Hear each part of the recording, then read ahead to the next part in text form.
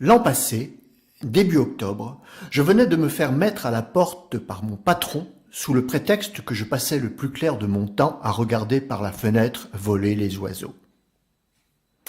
Un matin, alors que j'étais planté devant une agence en train de lire les annonces, l'employé vint coller un petit papier juste sous mon nez. Elle prenait tout son temps et, à y bien réfléchir aujourd'hui, je crois qu'elle faisait tout pour attirer mon attention. Près de moi, j'avais posé une valise.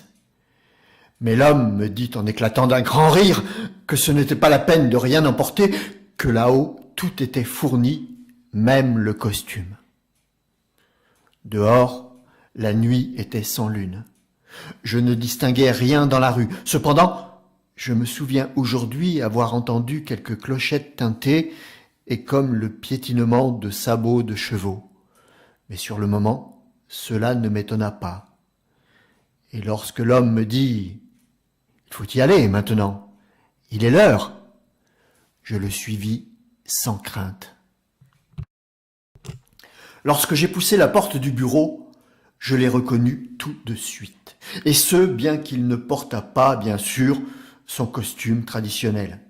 Il faisait bon dans la pièce, et le Père Noël n'aurait sûrement pas supporté son gros manteau rouge ni sa capuche.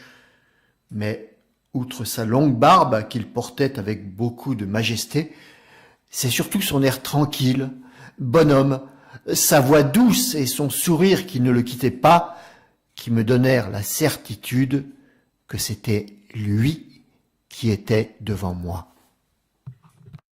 Je tournai la tête, et c'est alors que je faillis m'évanouir. En fait de bougies scintillant sur la place du village, j'avais devant moi une centaine de pères d'yeux d'enfants, de grands yeux ronds au milieu de visages bien noirs, de grands yeux au moins aussi étonnés que les miens. Que se passait-il? Et moi qui n'avais reçu que 2 lettres, qui étaient-ils, ceux-là? « Bonjour, Père Noël !» lança l'un des enfants au 2e rang.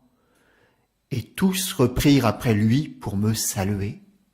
C'est alors que le plus grand de tous, à ma droite, il n'avait pas encore parlé, dit à voix basse « Si tu n'as pas de jouets pour nous, tu n'as qu'à nous laisser tes rennes. » « Mes rennes?